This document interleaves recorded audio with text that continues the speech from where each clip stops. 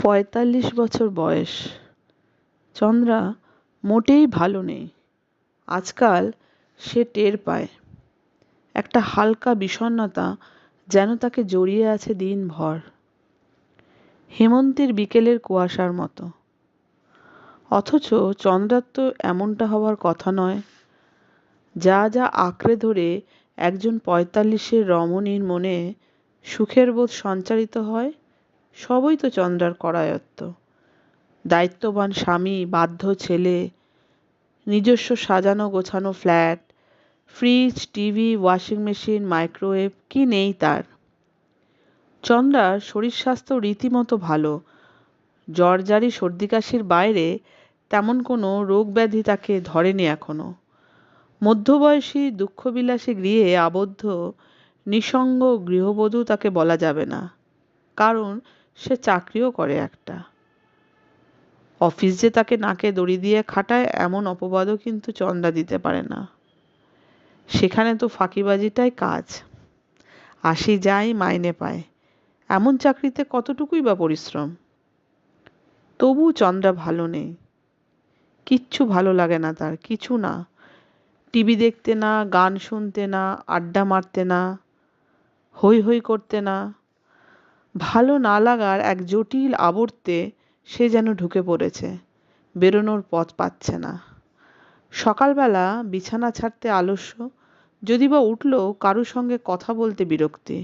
প্রভাতী চায়ের কাপে ঠোঁট ছুঁয়ে তৃপ্তি নেই, কাগজে চোখ বোলাতে ইচ্ছে করে না। সুবিমল কি বাজার আনলো তা দেখতেও অনীহা। রান্নার জন্য মানিকের মাকে নির্দেশ ছুড়তেও ফুটতে চায় না স্বর।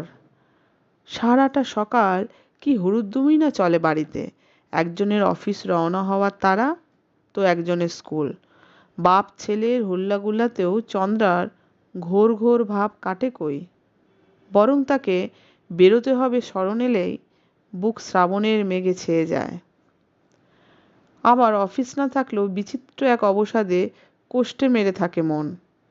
কি যে হলো চন্দ্রার। আজও সল্টলেকের বাজার প্রাঙ্গণে এসে ঘন ঘন হাই উঠছিল চন্দ্রার। কোনো এক মন্ত্রী মারা গেছে কাল, অফিস তাই হাফ ছুটি হয়ে গেল। দল বেঁধে সিনেমা দেখতে গেল অনেকে। তাদের কাটিয়ে চন্দ্রা চলে এসেছিল এখানে। নতুন এই শপিং মলটার কাছেই তার বাড়ি, হাঁটা পথে মিনিট 10। ভেবেছিল এখানে খানিক সময় কাটিয়ে ফিরবে সন্ধ্যার মুখে মুখে। বদ্ধ হলে বসে পড়ার দিকে হাঁ করে তাকিয়ে থাকার যন্ত্রণা পোহাতে হলো না। ফাঁকা ফ্ল্যাটের নির্জনতায় ফিরে একা একা কড়িকাঠো গুনতে হলো না। আলো ঝলমল পরিবেশে হেঁটে চলে বেড়ানো তাও মন্দের ভালো। কিন্তু এখানেও ঠিক চন্দ্রার পোষাচ্ছে কই। না, এই বিচ্ছিরি সুখরোগটাকে আর বাড়তে দেওয়া উচিত নয়। নিজেকে শায়েস্তা করতেই বুঝি ঘুরে ঘুরে খান কতক জিনিস কিনে ফেলল চন্দ্রা। দুটো সুদৃশ্য রঙিন মোমবাতি, মাইক্রোওয়েভের টুকরো টুকরো কিছু বাসনকোসন, এক বাক্স পেপার ন্যাপকিন। মৃদু একটা সৌরভ আছে ন্যাপকিনে। গন্ধটা শুকতে শুকতে অলস পায়ে চন্দ্রা হেঁটে চলে এসেছিল। তারপর দাঁড়ালো এক ঘড়ির দোকানের সামনে। অন্দরের দেওয়াল জোড়া আয়না, ঝুলছে অজস্র বাহারি ওয়াল ক্লক, প্রত্যেকটার আলাদা আলাদা সময়। কান পাতলে কাটার আওয়াজও যেন শোনা যায়, টিক টিক টিক টিক। ঠিক তখনই মস্তিষ্কে জোর ঝাঁকুনি। ঘড়ির দোকানের আয়নার ও কার প্রতিবিম্ব? অভ্র না? উল্টো দিকের আইসক্রিম পার্লারে দাঁড়িয়ে আইসক্রিম খাচ্ছে। প্রাথমিক অভিঘাতটুকু সামলে চন্দ্রার দৃষ্টি তীক্ষ্ণতর। অভ্র এখানে এলো কোত্থেকে? চন্দ্রা যতদূর জানতো অভ্র তো হায়দ্রাবাদের বাসিন্দা বহুকাল। যদি বা কাজকর্মে কলকাতার এসেও থাকে, তার বাড়ি তো সেই গড়িয়ায়। লবণ হ্রদের এই বাজারে সে একা একা কি করতে এসেছে? নিশ্চয় শুধু আইসক্রিম খেতে নয়, কিছু কিনতে টিনতে আগমন। দূর অতীত, প্রায় আগের জন্মের কথা। তবু চন্দ্রার মনে পড়ল, মার্কেটিং অভ্র দুচক্ষের বিষ ছিল, পারতও না। গেঞ্জি জাঙ্গিয়া পর্যন্ত কখনো সহজতে কেনেনি। দায়িত্বটা ছিল অভ্রর মার ঘাড়ে এবং বিয়ের পর চন্দ্রার। সেই কত যুগ আগে শেষ দেখা। চন্দ্রা ভুল করছে না তো? চন্দ্রা ঘাড় হেলালো অতি সন্তর্পণে, যেন কোনোভাবেই না অভ্রর সঙ্গে চোখাচোখি হয়ে যায়। তেরচা দৃষ্টি হেনে সিগন্যাল পেল মগজের। অভ্রই বটে, ছিপছিপে চেহারা, ভারী হয়েছে সামান্য, মুখে ঈষৎ ফোলা ফোলা ভাব, তবে মাথা ভরা চুল এখনো একই রকম ঘন, মোটা লেন্সের ভেতর দিয়েও চোখ অসম্ভব রকমের উজ্জ্বল। হাবভাবেও বদল হয়নি এতটুকু। সেই আগের মতোই উমমাদা ভঙ্গি, সেই লম্বা শরীরখানা ঝুঁকিয়ে বাচ্চাদের মতো চেটে চেটে আইসক্রিম খাচ্ছে। সেই বাহ্যজ্ঞান রহিত হয়ে দোকানের মধ্যখানটিতে দাঁড়িয়ে থাকা। কে বলবে ওই লোকটাও ৪৫ পেরিয়েছে? কানের পর্দায় ঘড়ির কাঁটার অস্পষ্ট ধ্বনি, চোখের তারায় ঝাপসা ঝাপসা ছবি। জামাইষষ্ঠীতে চন্দ্রার বাপের বাড়িতে নেমন্তন্ন খেতে গেছে অভ্র। পাঁঠার নলি পড়েছে পাতে। দিদি, জামাইবাবু, চন্দ্রা সবার খাওয়া হয়ে শেষ। ডাইনিং টেবিল ছেড়ে উঠে পড়েছে। অভ্র বেহুশের মতো নলি ঠুকে চলেছে প্লেটে আর মাঝে মাঝে সুরুত সুরুত করে টানছে। নতুন জামাইয়ের কাণ্ড কারখানা দেখে মা হাসবে না কাঁদবে ভেবে পাচ্ছে না। বাবারও একই অবস্থা। জামাইবাবু চোখের ইশারায় চন্দ্রাকে জিজ্ঞেস করল, অভ্রর মাথার স্ক্রু ঢিলে আছে নাকি? দিদি একটু ভ্রুকুটি হানল জামাইবাবুকে। সামাল দেওয়ার জন্য চন্দ্রা তাড়াতাড়ি বলে উঠল, তোমাকে কি আর একটা হাড় দেব? ওতে বোধ হয় আর কিছু নেই। আছে আছে, অভ্র নির্বিকার, দেখো শ্বাস এখনো পুরো বেরোয়নি। তোমরা দাঁড়িয়ে কেন? হাত ধুয়ে নাও। সেদিন বাড়ি ফিরে চন্দ্রা খুব বকাবকি করেছিল। অভ্র আমলই দেয়নি, যেন ভেবেই পায়নি ওই তুচ্ছ একটা ব্যাপারে অন্যের মাথা ব্যথা কেন। কি যে সব বাজে বাজে অভ্যেস ছিল অভ্রর। প্রবল শব্দ তুলে চায়ের কাপে চুমুক দেওয়া, চকাম চকাম আওয়াজ করে খাবার চিবানো, আত্মীয় স্বজনদের সঙ্গে খোশ গল্পের মাঝে এড়ে তর্ক জুড়ে দিত যখন তখন। মতে না মিললেই যাকে তাকে যা নয় তাই বলে দিত। একবার তো চন্দ্রার বাবাকেই শুনিয়ে দিল, আমায় আলফাল বোঝাতে আসবেন না তো, আমি সব বুঝি।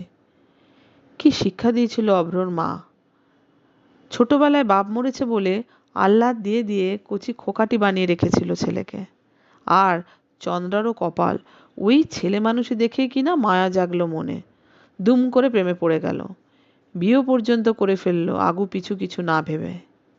এই সময়ে কত বারণ করেছে বন্ধুরা, অনর্গল কানের কাছে বিনবিন করত, লালটু চেহারা দেখে ভুলিস না চন্দ্রা, ছেলেটা কিন্তু ১ নম্বরের ক্যালাস। কিন্তু চন্দ্রার যে তখন রোগ চেপে একদম গেছে। দেখ না তোরা, ওকে আমি মানুষ করেই ছাড়ব। হায় রে, অভ্রকে সুজোত করতে চন্দ্রা! একটা কুঅভ্যাসও বদলাতে পেরেছিল অভ্রর। পারলে কি বিয়ে ২ বছর কাটতে না কাটতেই সুতো ছিঁড়ে যায়, কুটি কুটি হয়ে যায়।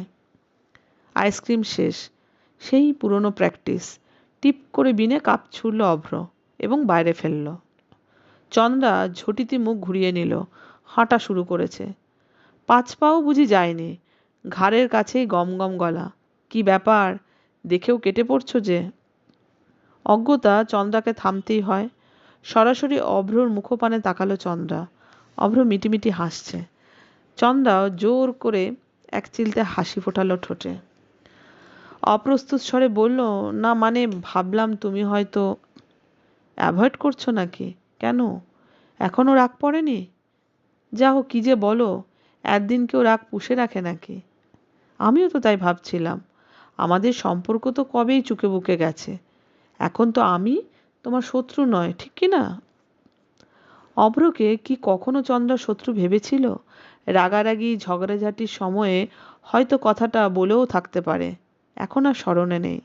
তবে অভ্র তো কখনো খারাপ চায়নি। চন্দ্রা মৃদুস্বরে বলল, তা আছো কেমন? কেমন দেখছো? মনে হচ্ছে তো ভালোই। তাহলে তাই। হায়দ্রাবাদে চলে গিয়েছিলে শুনেছিলাম, আশা করি এখনো সেখানেই। না তো, হায়দ্রাবাদ কবেই ছেড়ে দিয়েছি। ওখান থেকে ব্যাঙ্গালোরে গেছিলাম, তারপর চেন্নাই, দেন টু পুনে, সেখান থেকে নাগপুর। অভ্র একগাল হাসল। এখন গোয়ায়, অ্যাট পানাজি। আবার অদৃশ্য এক ঘড়ির কাঁটার আওয়াজ, tick tick tick tick. Hotel ম্যানেজমেন্টের ডিগ্রিধারী অভ্র বিয়ের প্রথম বছরেই তার 3 নম্বর চাকরিটি ছেড়ে বাড়ি এসে বিছানায় শুয়ে ঠ্যাং নাচাচ্ছে। তখনও চাকরি না পাওয়া চন্দা স্তম্ভিত মুখে বলল, তুমি এখানেও টিকতে পারলে না? ধুত, পোষালো না। 36টা রুম, তো তার 166 রকমের ফরমায়েশ। এ এসে চোখ রাঙায়, ও এসে মেজাজ দেখায়, প্লাস শালা মালিকটা বহুত খাটাচ্ছে। তোমার তো প্রতিবারই এক কমপ্লেন। প্রবলেম সেম হলে কমপ্লেনও সেম হবে। তুমি হোটেল ম্যানেজমেন্ট পড়েছিলে কেন? জানতে না কাস্টমারও ডিল করতে হবে? কেন একটু মাথা ঠান্ডা রাখতে পারছো না? জ্ঞান মেরো না তো। তোমার অসুবিধা কি হচ্ছে শুনি? মার তো এখনো রিটায়ারমেন্টের 6 বছর বাকি আছে। লজ্জা করে না বলতে? বিয়ে থা করে মার ঘাড়ে বসে খাবো? ঘ্যান ঘ্যান করো না তো এত। মার পয়সায় খেতে তোমার মানে বাদলে তুমি কোনো কাজ লেগে দাও। আর হ্যাঁ, ভালো করে 1 কাপ চা বানাও তো দেখি। লিকার বেশি, দুধ বেশি, চিনি বেশি। তুমি কি গো, তোমার কোনো ভাবনা নেই? ফালতু টেনশন করবো কেন? 2-4 মাসের মধ্যে আবার একটা কাজ ঠিক পেয়ে যাব। সেই প্র্যাকটিস আজও বজায় রেখেছে অভ্র। চন্দ্রা অপাঙ্গে অভ্রকে দেখতে দেখতে বলল, তুমি তাহলে বদলাওনি? এবার ভাবছি বদলাবো, গোয়াতে সেটেল করে যাব। তাই বুঝি? ইয়েস। অভ্র ঘড়ি দেখল। ঈষৎ চঞ্চল হয়ে উঠল যেন। জিজ্ঞাসা করল, তোমার কি তাড়া আছে? কেন? চলো না একটু কফি শপে গিয়ে বসি। চন্দ্রা একটুক্ষণ ইতস্তত করল। অভ্র কি তার সঙ্গ কামনা করছে? শেষের দিকে তাদের সম্পর্কটা এত তিক্ত হয়ে গিয়েছিল যে এক পলক অভ্রকে সহ্য করতে পারত না চন্দ্রা। অথচ কি আশ্চর্য, এক মুহূর্তে তো অভ্রর প্রস্তাবে কোনো বিরক্তি জাগে না মনে। একটু বা হয়তো আড়ষ্ট লাগছে, তার বেশি কিছু নয়।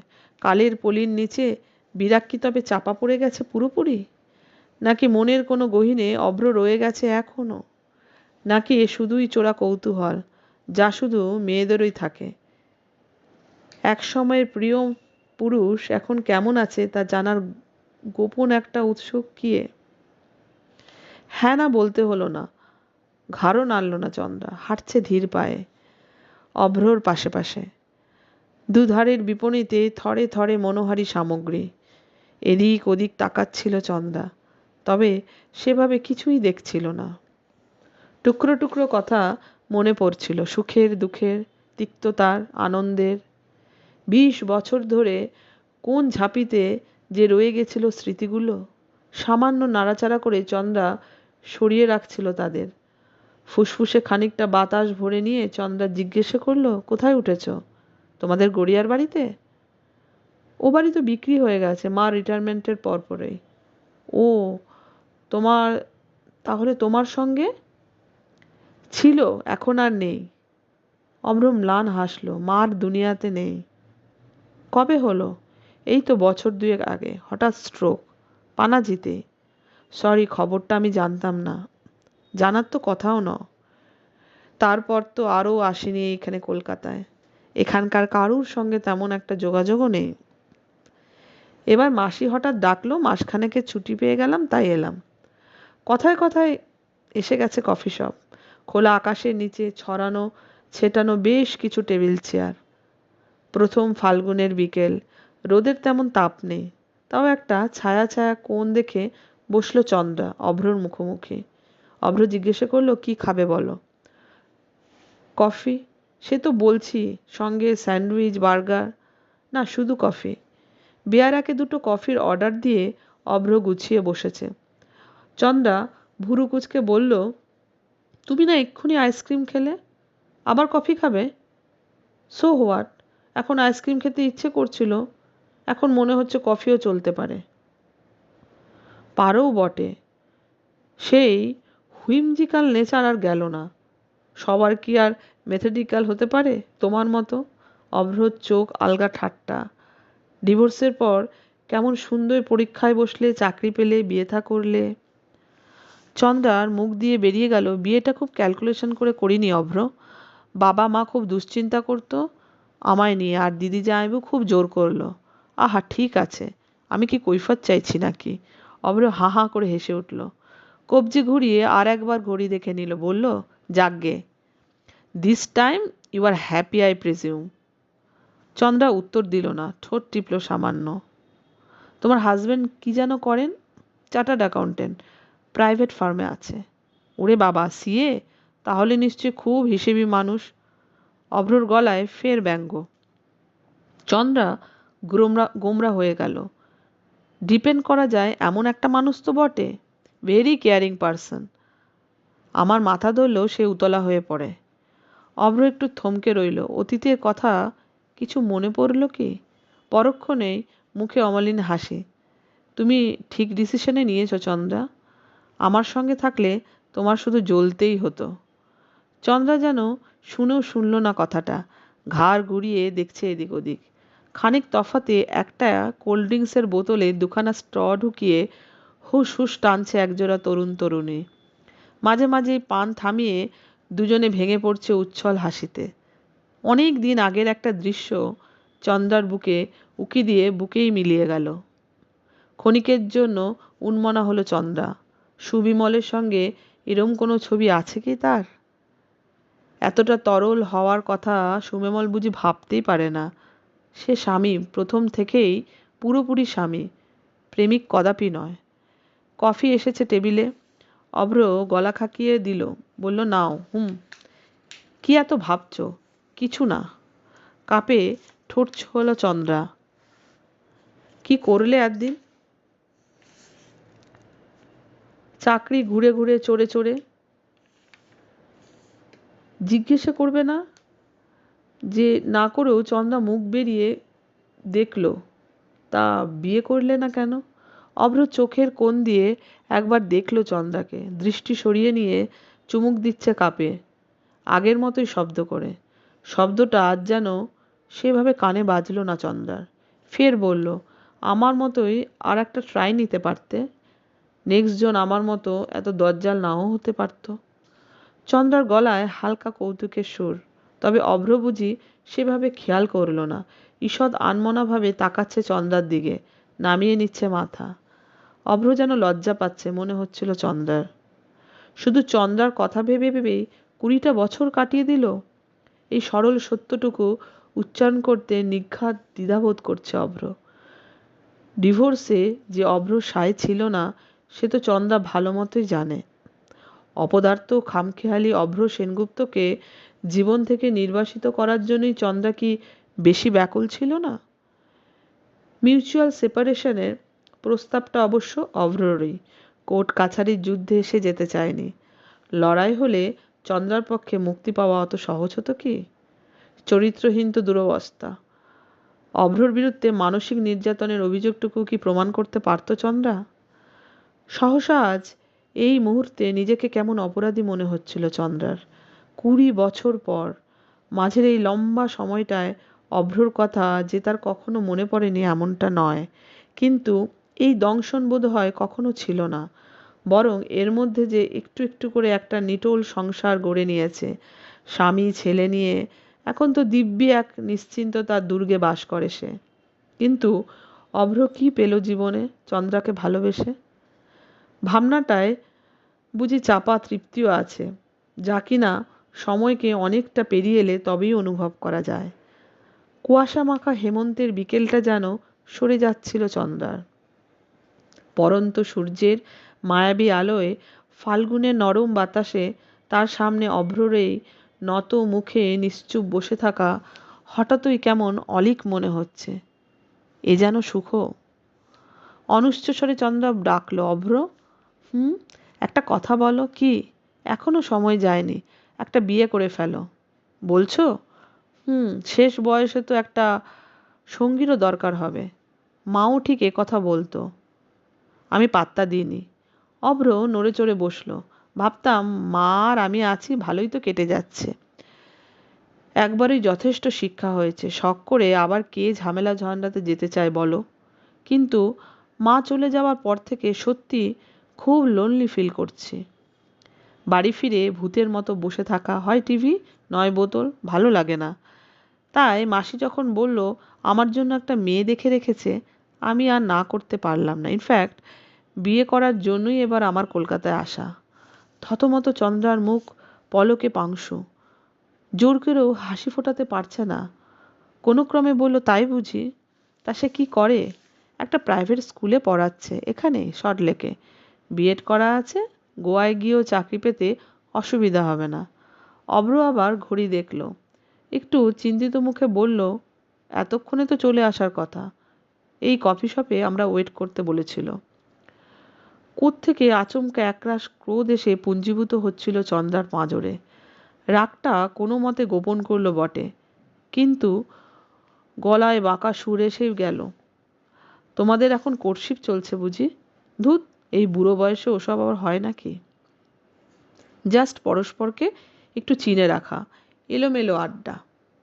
শ্রীপর্ণার তো তেমন একটা বন্ধুবান্ধব নেই, দুজনে মিলে তাই একটু সময় কাটানো। নেক্সট উইকে রেজিস্ট্রিটা করে ফেলছি। ও, এবার চন্দ্রা ঘড়ি দেখল। তোমাদের তো তাহলে আর ডিস্টার্ব করব না, আমি উঠি। এই যাবে কোথায়? বসো, শ্রীর সঙ্গে তোমার আলাপ করিয়ে দিই। চন্দ্রার ভিতরটা চিরবির করছিল, কিন্তু হুট করে চলে যাওয়া তো বিসদৃশ দেখায় না? অভ্র যদি বুঝে যায় চন্দ্রা হিংসায় জ্বলছে, নিশ্চয় হাসবে মনে মনে। হয়তো হবু বউকে চন্দ্রার চকিত পলায়নের গল্প শুনিয়ে দারুণ মজাও পাবে। চন্দ্রা নিজেকে স্থির করল, তবু ফাল্গুন হাওয়া তাকে যেন কেন বেপুত করে রাখল বারবার। এই ৪৫ বছর বয়সেও? আশ্চর্য! যাকে সে একদিন স্বেচ্ছায় বাতিল করেছিল, দীর্ঘকাল যার সঙ্গে কোনো যোগাযোগ নেই, কালভদ্র যার কথা মনে পড়েনি, হঠাৎ সে আজ চন্দ্রাকে তোলপাল করে দেয় কোন ম্যাজিকে? এক্ষুনি একটা ভূমিকম্প টুমিকম্প হলে খুব ভালো হতো কি? এক একটা মুহূর্ত যেন এক একটা দিনের চেয়েও দীর্ঘতর, প্রতিটি মিনিট যেন বয়সের চেয়েও লম্বা। সূর্যের গতি সহসা থেমে আছে। সময় কি এগোতে ভুলে গেছে? ঘড়ির কাঁটার হিসেবে অবশ্য বেশিক্ষণ অপেক্ষা করতে হলো না চন্দ্রাকে। মিনিট ৫-এর মধ্যেই এসে গেছে অভ্রর শ্রীপর্ণা। কালো শুকনো খয়াটে চেহারা, চোখে মোটা ফ্রেমের চশমা, বয়স ৪৫ না হলেও ৪০ তো হবেই। ইস, এর নাম শ্রীপর্ণা? অভ্রর রুচিরও বলিহারি। এরকম একটা বউ পছন্দ হলো চন্দ্রার পরে? আবার ছোট করে বলে কিনা শ্রী, আদিক্ষেতা। স্মিতমুখে শ্রীপর্ণার সঙ্গে আলাপ পরিচয়টা সারল চন্দ্রা, তবে রইল না বেশিক্ষণ। দুটো চারটে মামুলি কথা বলে বেরিয়ে এলো দোকান ছেড়ে। রাস্তায় এসে টের পেল শরীরটা কেমন কাঁপছে, মাথায় জ্বালা জ্বালা ভাব। অভ্র আজ এইভাবে তাকে প্রতারণা করল? প্রতারণাই তো।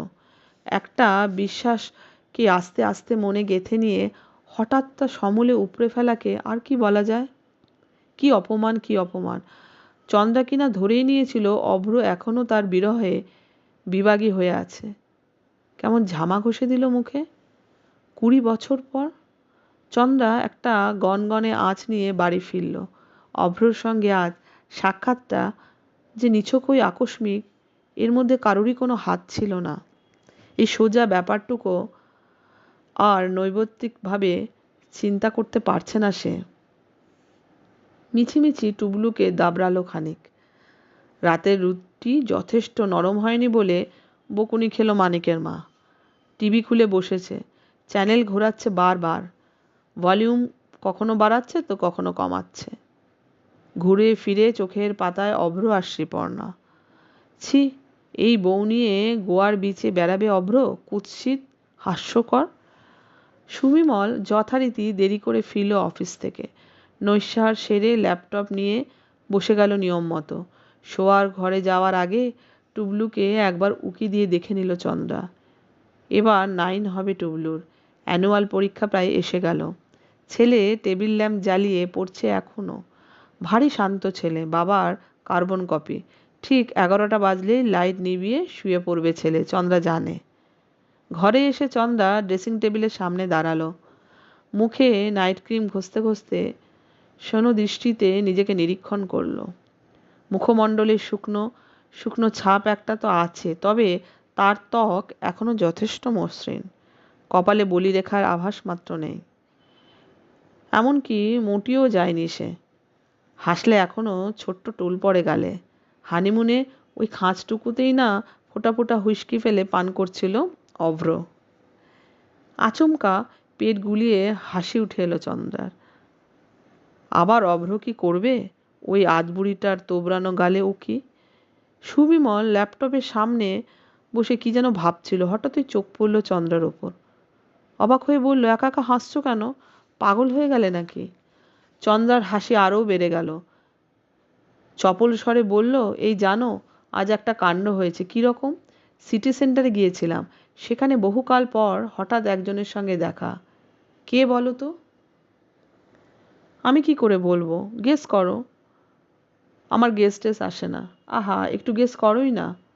তোমার অফিসের কেউ? ওহো, তাহলে বুঝি তোমার সেই পিসি, যিনি 3 নম্বর সেক্টরে বাড়ি করছেন? ধুৎ, ওরকম কেউ নয়, অভ্র। কে অভ্র? আহা, জানো না যেন? অভ্র, অভ্র। ও তোমার সেই অভ্র কুমার? হ্যাঁ গো। অনেক গল্প টল্প করলো, কফি খাওয়ালো। চন্দ্রার পেটে আবার সোডার বোতলের বুড়বুড়ি। বুড়ো বয়সে তার ফের ছাদনাতলায় যাওয়ার স্বাদ জেগেছে। বিয়ে করতে এসেছে কলকাতায়। পাত্রীটিও দেখলাম, ম্যাগো রূপের ধুচুনি। সে যার যাকে ভালো লাগে। সুবিমল লম্বা হাই তুলল। ল্যাপটপ অফ করতে করতে বলল, যাকগে, কাজের কথা শোনো। শ্রীধর কিন্তু মার্চে ফ্ল্যাটটা রং করছে। টুবলুর পরীক্ষা হয়ে গেলেই কাজ শুরু।